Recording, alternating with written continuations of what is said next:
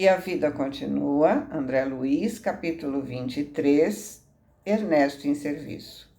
A obra de assistência espiritual por parte de Fantini e Evelina avançava com segurança entre as melhores de Túlio e as tentativas de reaproximação de Desidério, que não se desvinculava de Elisa, então relegada às próprias reflexões no sanatório a que foi conduzida. Porém, o trabalho para Ernesto se fazia cada vez mais difícil, porque o adversário não perdia ocasião de se arrancar contra ele, através de acusações e humilhações. Por outro lado, as condições orgânicas de Elisa pioravam de dia para dia, e os seus esforços no sentido de se aproximar dela resultavam quase nulos. Preocupado com o rumo da situação, procurou Ribas, a quem expôs o problema, perguntando por que motivo um espírito sofredor e enrijecido nas ideias de vingança adquiriu tamanho poder de penetração a ponto de apontar as mínimas falhas de seu caráter. Ah, meu amigo, confessou o instrutor, nossos irmãos atrelados ao desespero e à revolta encontram razões para nos censurar sempre que preferimos desempenhar na Terra a função de personalidades legendas. Como assim? Muita vez somos no mundo titulares desses ou daqueles encargos sem que venhamos a executá-los de modo efetivo. Costumamos ser maridos legendas, pais legendas, filhos legendas, administradores legendas. Usamos rótulos sem atender às obrigações que eles nos indicam, entendeu? Também já fui esposo legenda na Terra. Isto é, me casei, abracei compromissos de família, mas acreditei que as minhas responsabilidades se limitavam a ostentar a chefia da casa e a pagar as contas no fim do mês. A rigor, jamais partilhei as inquietações da companheira na educação íntima dos filhos e que eu me lembre, nunca me sentei junto de quaisquer deles para sondar suas dificuldades e seus sonhos, embora exigisse deles conduta que honrasse o meu nome. Então, aqui ele deu um exemplo, né, de pai legenda e marido legenda. Ou seja, ele era casado e pai, mas não se envolvia emocionalmente. Aquele que acha que o outro a quem deve dar carinho e atenção.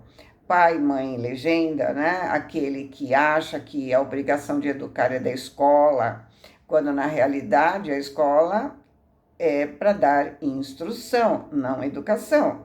Quantos pais vão à reunião de pais e não sabem nem que série o filho tá, né? Na cabeça dele, ele tem a obrigação de pagar. E o filho tem a obrigação de estudar, de se formar. Já vimos em todos os livros, né? Nós somos educados que o lar é lugar para os espíritos se burilarem, se entenderem, se amarem. Se não houver um envolvimento entre esses espíritos, como que vai haver, né, esse entendimento? Como é que eles vão se reajustar? Quantos chefes de setores que nem conhecem os seus funcionários, né, se encontrar na rua nem sabe quem é? Não há um envolvimento menor que seja. Isso é ser legenda. Ou seja, tem o nome, mas tem o título, né, o nome, mas não é. Assinalando a delicada censura, Fantini se viu mais uma vez incitado pela própria consciência. Concluía sinceramente de si para consigo que não foi esposo e o pai que deveria ter sido. Somente aí, naquela instância espiritual, depois da morte do corpo físico, percebia nas duras ações da autocorrigenda que o dinheiro não faz o serviço do coração. Sentindo-se rebaixado, triste, absteve-se de qualquer divagação no nos temas da consulta, ao passo que o mentor risonho deteve-se a confortá-lo nas despedidas. Nada de desânimo. Ouçamos os opositores nas críticas contra nós que nos desgostem, buscando aproveitá-las com a humildade no que mostrem de verdadeiro e de útil.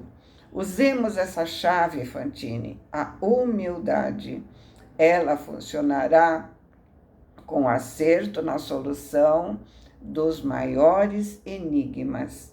Sejamos cristãos autênticos, amando, servindo, desculpando. Então vamos observar, né, que Ribas não mostra os erros da forma ele faz isso porque você fez isso ou aquilo. Ele mostra como deve ser feito, como deveria ser feito, né? Inclusive admitindo que também cometeu o erro. E a pessoa reflete sobre o assunto e tira suas conclusões. E ainda adverte para não ficar se lamentando. Não podemos modificar o passado, né? O que foi feito, foi feito. Mas, se a gente aproveitar a crítica e raciocinar sobre, a gente se melhora. Atento às lições constantes do amigo, Ernesto cada vez mais se consagrava aos mistérios da fraternidade legítima, fosse tolerando as severas críticas da mulher debilitada pelo sofrimento ou suportando com resignação heróica as ofensas do irmão infeliz, sempre disposto ao espancamento verbal. Depois de 26 dias de frequência correta ao clima de serviços, verificou surpreso que pela primeira vez Serpa vinha ao encontro da futura sogra. Muito bem apessoado, o causídico se postou à frente da enferma em sala particular com a aprovação da administração do instituto, pois, segundo anunciou, desejava colher impressões claras e pessoais referentes à doente, a fim de prestar informações positivas à noiva. Em redor de ambos, apenas os dois acompanhantes desencarnados, Desidério e Fantine, ambos ansiosos pelos resultados da entrevista. Quando se achavam a sós, Elisa expôs com palavras serenas de mãe o desejo de abraçar a filha, a fim de que ela testemunhasse sua sanidade mental e patrocinasse o seu regresso para casa, sensibilizando tanto a Fantine quanto a Desidério pela atitude humilde em que fazia súplicas de mulher derrotada pelas circunstâncias. No entanto, Serpa a contrariou inflexível. Absolutamente, a senhora não terá alta, assim como pretende, pois os prognósticos a seu respeito não ajudam. Por quê? As informações relativas a seu comportamento não nos autorizam a retirá-la. Comportamento? Que comportamento? Continua chorando sem propósito, conversa sozinha, interpela as sombras. Simplesmente não sou compreendida. O que vejo? Vejo. Vera telefona diariamente. Os enfermeiros são concordes em declarar que as suas perturbações não diminuíram. Elisa, carregando a voz de mal-estar, insistiu. Serpa, apesar de tudo, insisto com o seu cavalheirismo, a fim de que me traga Vera. Para quê? Para traumatizá-la com as suas fantasias? Não acredita que sua filha já sofreu bastante com seus choros e noites em claro? Oh, Serpa, a senhora sabe que já sou quase seu genro. Tenho direito a interferir. A enferma reivindicou, agora suplicando cada palavra com inflexão de profunda tristeza. Não sei quem teria o direito de interferir entre as mães e os filhos. Não reclamo contra a sua intervenção, né, nos negócios de minha casa, a ponto de me achar interditada no tocante a emitir um simples cheque. Então, ela está plenamente lúcida, percebam isso. Apenas vê o que os outros não veem. E Caio atalhou agressivo. Não se lamente. Aceitei o papel de seu procurador por exigências de sua filha. Tenho serviço que me baste e não disputaria a condição de seu empregado. Não lamento e conto com a sua honestidade para proteger os interesses de minha filha. Quanto a mim, que quer dizer? Quanto a mim, vocês dois não se afligirão por muito tempo. Alguns palmos de terra. Por que falas nisso? Que há de mais? A morte é o fim de nós todos. E se a senhora se expressa dessa forma para me comover, está muito enganada. Oh, meu Deus, só desejava ver minha filha. Pois enquanto não se normalizar, enquanto não puder recebê-la sem causar-lhe impressões negativas, não conseguirá. Mas por que me impõe essa recusa, se sempre recebi você em minha casa como se fosse meu próprio filho? Mentira! A senhora me detesta. Não me expulsou porque Vera não permitiu, porque sou o homem que ela escolheu para dirigir o seu futuro. E diante da penosa estupefação da doente, eu sabia que tanto ela quanto eu estamos fartos de saber que a senhora já viveu sua vida e que precisamos viver a nossa. Não será uma sogra velha que frustrará nossos planos. Repentina revolta anuviou o cérebro de Elisa, que se armou para a reação, exclamando frenética: infame! Surgida a indignação, Desidério, o desencarnado que, a rigor, controlava todas as suas faculdades, dominou sua mente de forma espetacular e a crise se desencadeou dominadora, terrível. Elisa, possessa, investiu sobre o visitante, buscando asfixiá-lo a meio de impropérios que se estranhavam de sua boca. Serpa recuou sob indisfarçável espanto, dando lugar à paciente enfermeira que imobilizou a viúva, ao mesmo tempo que, de outro lado, Ernesto, a pulso, impediu os movimentos desordenados do companheiro. A ordem se restabeleceu. A moça de serviço reconduziu a doente para o quarto, apoiada na ajuda de duas auxiliares, e voltou para as desculpas. Não se aflija, doutor. Foi uma crise como tantas. Isso passará. Então, vemos aqui que enquanto Elisa se mantinha calma, estava agindo por si. Mas foi só se perder o controle e baixar a vibração, né, chamando o Caio de infame, que o Desidério se uniu energeticamente a ela. As pessoas acham que na possessão o espírito se apossa do corpo do encarnado. Já vimos que não, né? Mas aqui está bem claro, o espírito se une energeticamente à vítima e esta agride física e moralmente. Ele está agindo, a Elisa, está agindo influenciada por Desidério, influenciada. Está fazendo o que ele quer, mas ela está fazendo, né? Caio respondeu gentil. Compreendo, Dona Elisa sempre me tratou com carinho de mãe.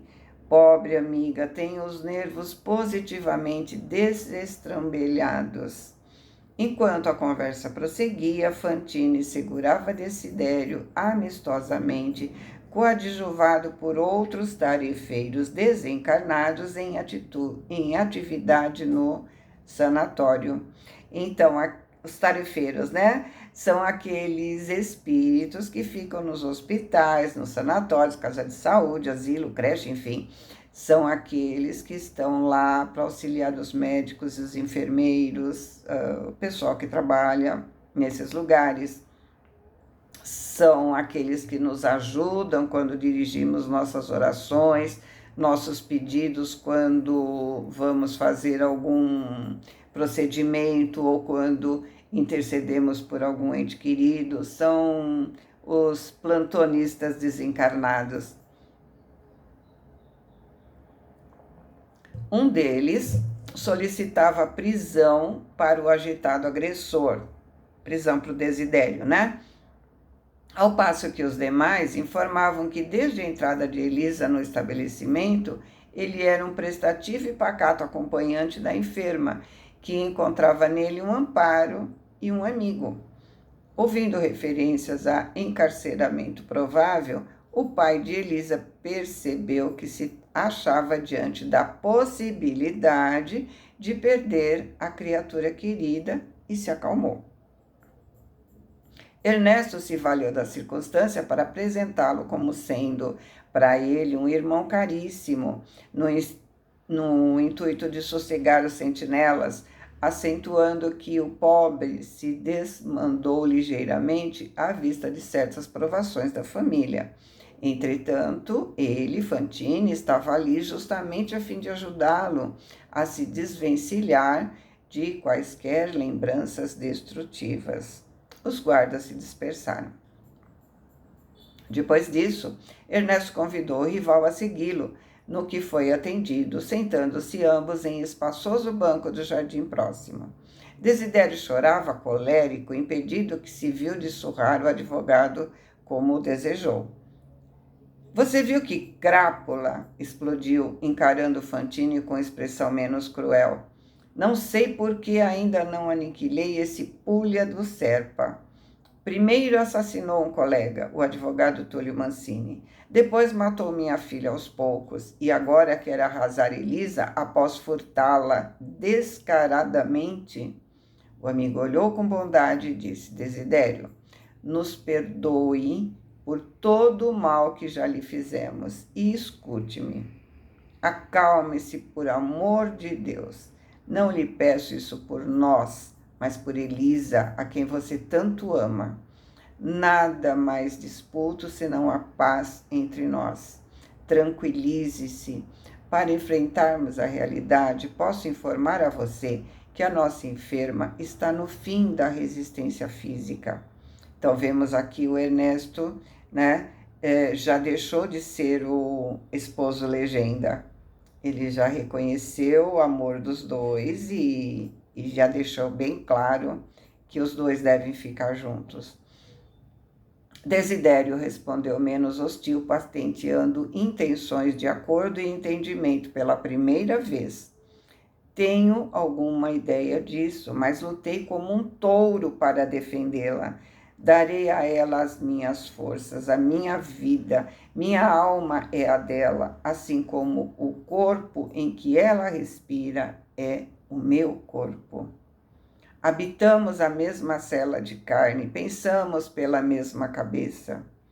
Então, é uma possessão por amor, né, a deles. Nem sempre a obsessão é por ódio. Né? Esse livro está deixando isso bem claro para nós. Fantine concordou com humildade. Graças a Deus, compreendi que assim é e que assim deve ser, demonstrando o elevado grau de despersonalização que ia adquirindo. Desde que você me falou com clareza fraterna em nosso primeiro reencontro, reconheci que Elisa descobriu em você a sustentação de que necessitava. E creia que, se atualmente desejo algo em relação a ela, desejo vê-la feliz ao seu lado. Estou convencido de que a nossa doente não perseverará mais por muitos dias no corpo terrestre, e o choque de hoje, com certeza, pesará na balança. Então, na verdade, não foi com clareza fraterna, né? Foi com xingamentos e agressões, mas Fantine obteve clareza a partir daquele reencontro. Ribas o ajudou a entender o que estava acontecendo. Mais importante é que ele está trabalhando na sua reforma íntima, né? E foi humilde. Aceitou a verdade ao invés de se revoltar ou ficar no ai, coitadinho de mim. E agora está sinceramente ajudando Desidério e Elisa. Ah, esse Caio, esse miserável. Não, Desidério, assim não. Suplico a você paciência e tolerância. Acaso não estaremos cansados de rebeldia e de ódio? Diante da minha falta no propósito de suprimir você, amarguei a existência terrena, perdendo em remorso e fuga incessante de mim mesmo os melhores tempos da vida no mundo dos homens. E você, meu caro, por não haver desculpado a mim e ao nosso Amâncio, tem estado na selva das provações que se reservam aos espíritos impenitentes e sofredores. O leito das lágrimas de Elisa não poderiam ser o ponto terminal de nossos disparates. O santo lugar de apaziguamento. Elisa se libertará dos suplícios corpóreos e nós, meu amigo, que será de nós se, largado o corpo da matéria pesada, continuamos no espírito atormentado nas ideias de culpa e condenação, crime e castigo? Ela partirá. Ou seja, ele, carregando o remorso, perdeu anos da sua encarnação. Né? E Desidério, por não perdoar, está sofrendo indeterminadamente no Vale dos Infelizes. E a pergunta é: até quando vamos continuar assim, sem proveito? Porém, Desidério, transtornado pelos argumentos que anunciavam sua separação, brandou impulsivo: Elisa não partirá dos meus braços, não me abandonará, não a deixarei. Desidério, quaisquer protestos nossos contra as forças da vida serão inúteis. As leis de Deus se cumprirão. Elisa se sustenta em você, mas também ama a sua filha, a filha dela, né?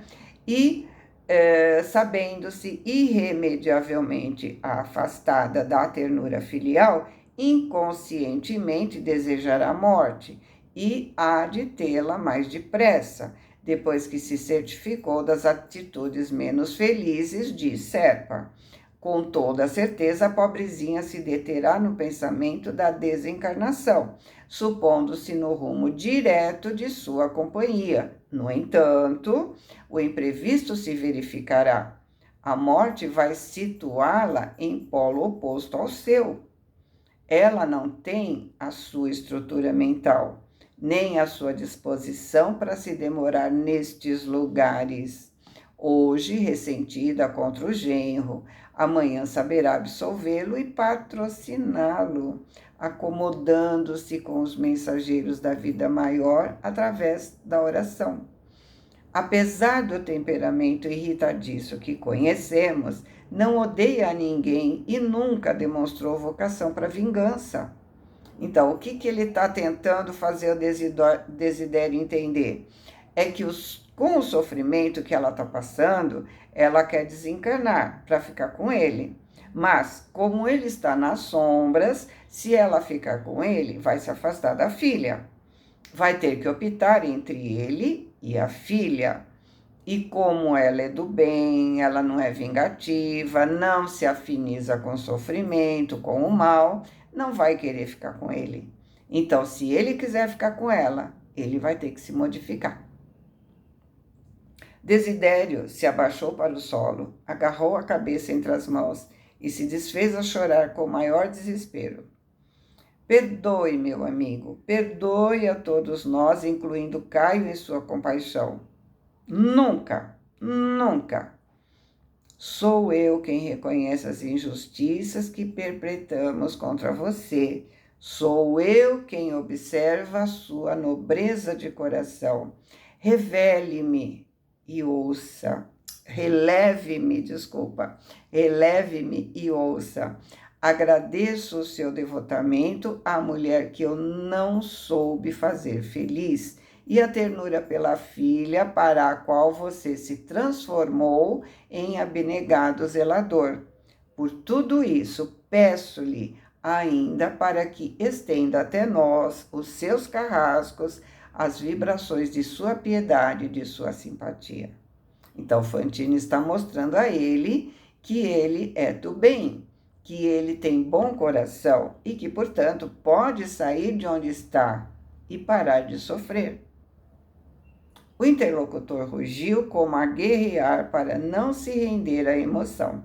Ah, Fantine, Fantine, por que me tenta assim a uma conciliação impossível? Que razões para tanto empenho em modificar-me? Desidério, no mundo físico, trabalhamos particularmente com a matéria pesada e transformamos pedras, metais, glebas, fontes, etc. Aqui na espiritualidade, lidamos de modo especial com as forças do espírito e renovamos almas e consciências, a começar de nós mesmos. Ou seja, no plano físico, nós lapidamos pedras, no plano espiritual, nós lapidamos almas. Atenda-me. Lembre-se de que Elisa possui muitos amigos para requisitá-la aos planos superiores, como os teve a sua querida Evelina. Por amor de Evelina, que você guarda na memória como um gênio tutelar, você não vai querer sublimar atitudes, iniciando pelo perdão que imploramos e necessitamos?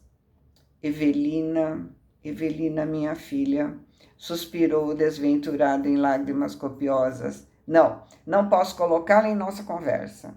Evelina deve habitar na casa dos anjos. Que eu padeça no inferno, acalentado por mim mesmo, que eu me debata no lamaçal que mereci, mas que a felicidade abençoe minha filha nos céus. E se ela própria vier um dia ao seu encontro para advogar nossa causa, nos amparar, rogar sua misericórdia de credor para nós, os seus devedores? Desidério esforçava-se para falar, rompendo a barreira de dor que queimava o âmago de sua alma. No entanto, compassivo, assistente espiritual de instituição, veio até os dois para notificar-lhes o inesperado. Finda a crise violenta de angústia, Elisa caiu em profunda prostração diante da ruptura de delicado vaso cerebral, prenunciando-se sua desencarnação para breves horas. Ambos esqueceram de si mesmos para o socorro preciso. Através de telefonemas às pressas, Vera e Serpa, alarmados, certificaram-se quanto ao novo rumo da situação, que a situação se imprimiu, e juntos rumaram ao estabelecimento, encontrando Elisa agonizante em ambiente de tranquilidade e carinho. O médico amigo, apesar de expender argumentos de consolo e esperança, foi claro no aviso: nada mais a fazer, senão aguardar. Vera Celina em soluços ajoelhou ao pé daquela cuja boca não mais se abriria para abençoá-la com recursos do corpo terrestre. Caio, evidentemente contrafeito, contemplava a cena, fumando cigarros sucessivos. Enfermeiras iam e vinham no afã de se fazerem mais úteis, e auxiliares espirituais formavam cadeias magnéticas de apoio à viúva Fantine, a fim de que o trânsito de um mundo para o outro lhe fosse mais rápido e menos intranquilo. Então, médicos e enfermeiros dos dois planos estavam ajudando, né? Ernesto foi à residência da espiritualidade a fim de colher as instruções de Ribas diante da emergência, e Desidério se plantou à cabeceira, imerso em revolta e desespero. Durante 8 horas consecutivas, o coração ainda sustentou o corpo tombado, inerte. Sobrevindo a madrugada, Elisa abriu as pálpebras desmesuradamente e tentou fixar os olhos na filha para endereçar-lhe a inexpressável despedida. No entanto, descortinou a presença de Serpa, que a olhava rente ao leito e, apesar de incapaz de nutrir quaisquer resquícios de ódio no âmago de sua alma, cerrou o coração em densa nuvem de mágoa, pedindo mentalmente a Desidério que a resguardasse e defendesse. Bastou essa deliberação, irrefletida, e como se agarrasse, ávido, os seus pensamentos, que seriam os últimos no corpo carnal, o acompanhante colou-se a ela, dando a ideia de quem sorvia suas últimas forças, todas suas forças. Ou seja, ela queria despedir da filha, né? Mas Serpa é que estava lá do lado dela. Então, nesse instante, ela baixou a vibração. Então, ela se ligou ao obsessor e ele, né, se uniu a ela e absorveu seus últimos fluidos. Vera pressentiu que a mãe se rendia, por fim, ao grande repouso e, ansiosa, procurou em vão reanimar sua vida orgânica, suplicando: Mãe, mãe, minha mãe. Mas da boca enrijecida não surgiu qualquer resposta. Elisa Fantini pendeu a cabeça nos travesseiros, enquanto o corpo se imobilizava para sempre. Na enfermaria do sanatório caiu o pano da morte sobre aquela existência, fértil de tribulações e problemas na ribalta do mundo. Mas por trás dos bastidores, na esfera espiritual, o drama não terminou. Unido à morta pela força dos últimos desejos que ela mesma enunciou, Desidério, inflamado em labaredas de ódio, reteve uma das mãos dela na sua rude, impedindo sua retirada. Elisa, embora semi-inconsciente, percebeu que se achava presa a ele e algemada ao cadáver, ouvindo o desventurado companheiro a repisar e repisar que jamais a deixaria. Então, olha a importância do pensamento. O quanto a nossa vida é guiada pelo nosso pensamento. Ela atraiu o obsessor e esse não permitia que ela se desligasse do corpo. Orai e vigiai sempre. E sempre é até o último suspiro e depois dele também. Caso contrário, podemos nos manter ligados com as trevas. Aqui André coloca uma série de pontos, significando que terminou o capítulo e deixou uma advertência. Irmãos da Terra, em meio às vicissitudes da experiência humana, aprenda a tolerar e perdoar. Por mais que os fira ou calunie, injurie ou amaldiçoe, esqueça o mal, fazendo o bem. Vocês que tiveram a confiança traída ou o espírito dilacerado nas armadilhas da sombra, acenda a luz do amor onde estiver. Companheiros que foram vilipendiados ou insultados em suas intenções mais sublimes, apague as ofensas recebidas e bendiga os ultrajes que burilam o seu coração para a vida maior. Irmãs que padeceram indescritíveis agravos na própria carne, desprezadas pelos carrascos risonhos que as enlouqueceram de angústia, depois de acenarem com mentirosas promessas, abençoe aqueles que destruíram seus sonhos. Mães solteiras que foram banidas do lar e batidas até a queda na prostituição, por haver tido suficiente coragem de não assassinar no próprio ventre os filhos de sua desventura, com a insânia do aborto provocado. Mães agoniadas, às quais tantas vezes se nega até mesmo o direito de defesa, conferido aos nossos irmãos criminosos nas cadeias públicas, perdoa seus algozes. Pais que trazem nos ombros escalavrados, machucados, né, de sofrimento, a carga dolorosa dos filhos ingratos, filhos que aguentou na carne e na alma o despotismo e a brutalidade de pais insensíveis e cônjuges flechados entre as paredes domésticas pelos estiletes da incompreensão e da crueldade. Absolvam uns aos outros. Obsidiados de todos os climas, teçam véus de piedade e esperança sobre os seres infelizes, encarnados ou desencarnados, que torturam suas horas. Criaturas prejudicadas ou perseguidas de todos os recantos do mundo, perdoa quantos se fizerem instrumentos de suas aflições e de suas lágrimas.